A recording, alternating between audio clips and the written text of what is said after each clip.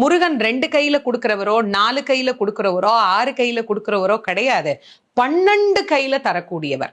கேட்டவருக்கு கேட்ட வரங்களை அல்ல, நினைத்தவருக்கு நினைத்த வரத்தை விட அதீதமான நலன்களை வாரி வாரி வழங்கக்கூடியவர். அவர் 12 கையில கொடுப்பார், வாங்குறதுக்கு நமக்கு தான் 2 கை பத்தாது. அப்பேற்பட்ட வள்ளலாக விளங்கக்கூடியவர் முருகப்பெருமான். அவர் வள்ளல்னா பக்கத்துல இருக்கிற அம்மா சும்மா கிடையாது, அவள் வள்ளி. இவர் 1 கொடுத்தா அந்த அம்மா 2 கொடுங்கன்னு பாலாம். அப்படி கணவனும் மனைவியும் போட்டி போட்டுக்கிட்டு நமக்கு கொடுக்க தயாரா இருக்கிறாங்க. வாங்குவதற்கு நாம் என்ன செய்ய வேண்டும்? அவரை நினைக்கணும். எப்படி நினைக்கணும்? அரை நிமிஷமாவது நினைக்கணும். அரை நிமிஷம் எப்படி நினைக்கணும்? எனக்கு கொடுப்பாரு எனக்கு கொடுப்பாரு எனக்கு கொடுப்பாருன்னு நினைக்க கூடாது. முருகப்பெருமானை உள்ளம் உருகி, அந்த உள்ளம் உருகுகிற போதே நமக்கு அப்படியே கண்களில் இருந்து ஆனந்த கண்ணீர் அப்படியே பெருகும்.